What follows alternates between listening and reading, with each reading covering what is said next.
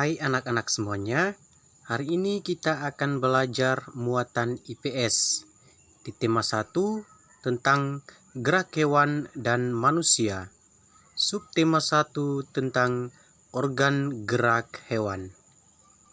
Nah anak-anak, mari kita simak penjelasannya dengan baik-baik ya. A. Kondisi geografis pulau-pulau besar Indonesia. Indonesia merupakan negara kepulauan yang secara astronomis terletak pada 6 derajat lintang utara sampai 11 derajat lintang selatan dan 95 derajat bujur timur sampai 141 derajat bujur timur. Anak-anakku sekalian, ribuan pulau yang ada di wilayah Indonesia itu terbentang dari Sabang sampai ke Merauke. Anak-anakku sekalian, berikut adalah beberapa pulau besar di Indonesia. Yang pertama, Pulau Sumatera. Sumatera adalah salah satu pulau besar di Indonesia dengan luas wilayah 473.606 km persegi. Pulau ini berbatasan dengan Teluk Benggala di sebelah utara, Selat Malaka di sebelah timur, Selat Sunda di sebelah selatan, dan Samudra Hindia di sebelah barat. Yang kedua adalah Pulau Jawa.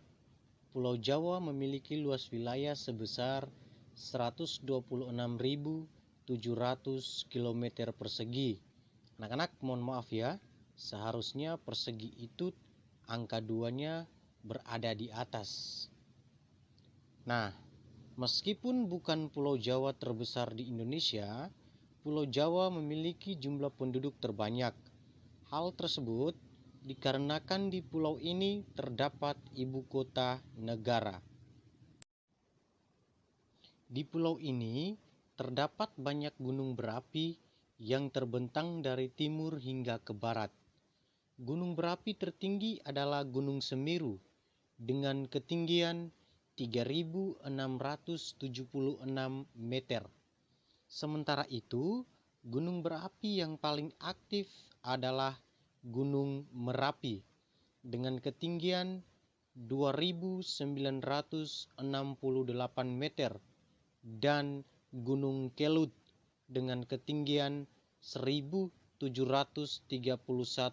meter. Yang ketiga adalah Pulau Kalimantan. Pulau Kalimantan adalah pulau terbesar di Indonesia dengan luas wilayah 743.330 km persegi. Anak-anak, walaupun Pulau Kalimantan ini adalah pulau terbesar, namun tidak semua daerah di Pulau Kalimantan masuk dalam wilayah Indonesia. Ada sebagian yang merupakan wilayah negara Brunei dan Malaysia. Yang keempat adalah Pulau Sulawesi. Pulau Sulawesi adalah pulau terbesar keempat di Indonesia setelah Pulau Kalimantan, Papua, dan Sumatera. Luas wilayah pulau ini adalah 174.600 km persegi. Dan yang kelima adalah Pulau Papua. Pulau Papua merupakan pulau terbesar kedua di Indonesia dengan luas wilayah sebesar 786.000 km persegi. Anak-anak, seperti Pulau Kalimantan, tidak semua daerah di pulau ini masuk dalam wilayah negara Indonesia. Bagian sebelah timur dari pulau ini adalah wilayah Papua Nugini. Anak-anakku sekalian, sekarang kita masuk di bagian yang ke B tentang perubahan alam akibat perilaku manusia. Manusia memiliki banyak kebutuhan. Untuk memenuhi kebutuhannya, manusia melakukan berbagai kegiatan. Contohnya, memanfaatkan alam dan lingkungan. Anak-anakku sekalian, seringkali manusia melakukan kegiatan pemanfaatan alam secara berlebihan tanpa memikirkan akibatnya. Hal tersebut mengakibatkan perubahan-perubahan alam. Anak-anakku sekalian, berikut beberapa contoh perilaku manusia yang dapat mengubah kondisi alam, yaitu yang pertama, perilaku membuang sampah sembarangan. Perilaku ini menjadi penyebab utama terjadinya banjir di kota-kota besar ketika musim hujan.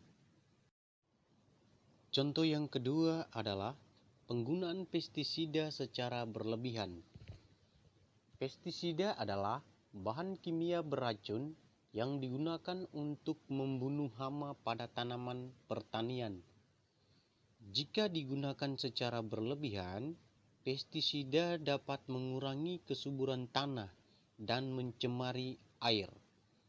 Selain itu, binatang-binatang yang tidak mengganggu seperti cacing atau kupu-kupu juga dapat ikut mati. Contoh yang ketiga adalah penggunaan kendaraan bermotor.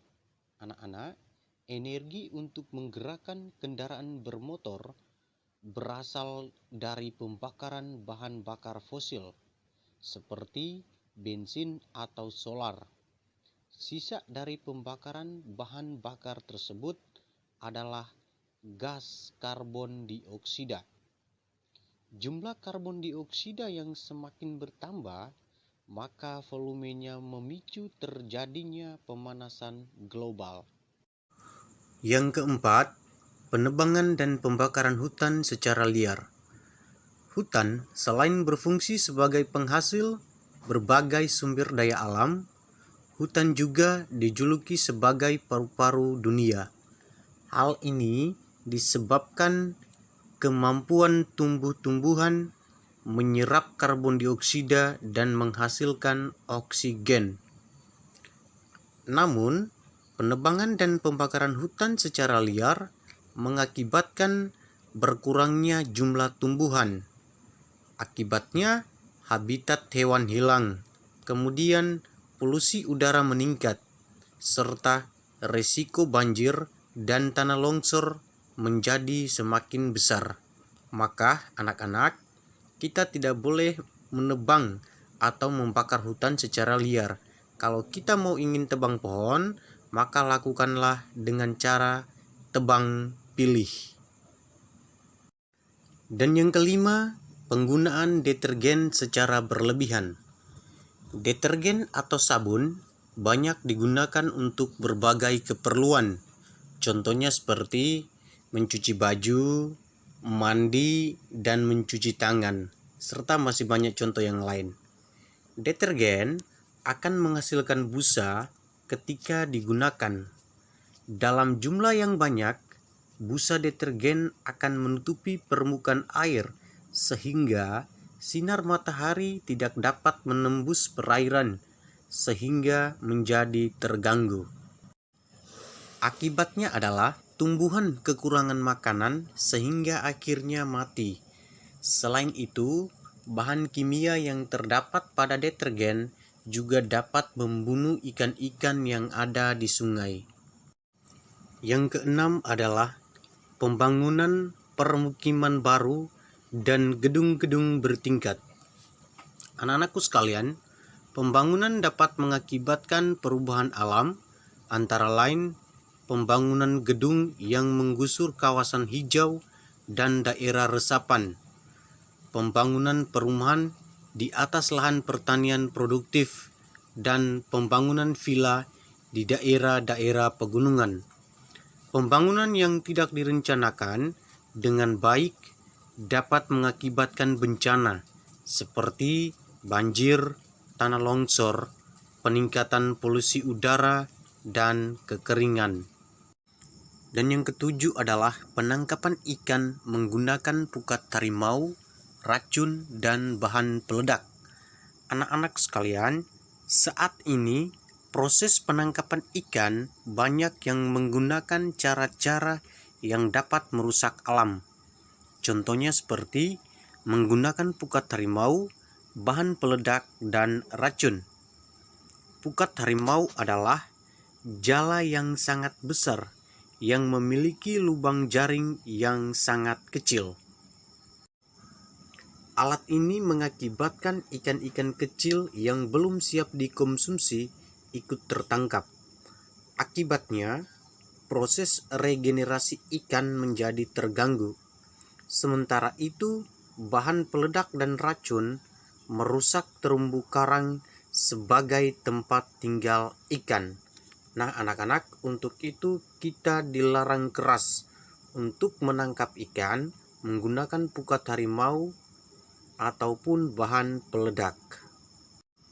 Anak-anakku sekalian, terima kasih sudah menonton video penjelasan dari Pak Guru ini, dan mohon maaf jikalau ada yang salah. Anak-anak, di bagian yang terakhir ini Pak Guru memberikan sebuah tugas untuk anak-anak kerjakan di rumah. Tugasnya adalah membuat peta kondisi geografi sekitar rumah. Langkah-langkah kegiatannya: amatilah daerah di sekitar rumahmu, kemudian gambarlah. Jangan lupa tuliskan nama-nama pada gambar tersebut. Lalu boleh dikasih warna, boleh tidak.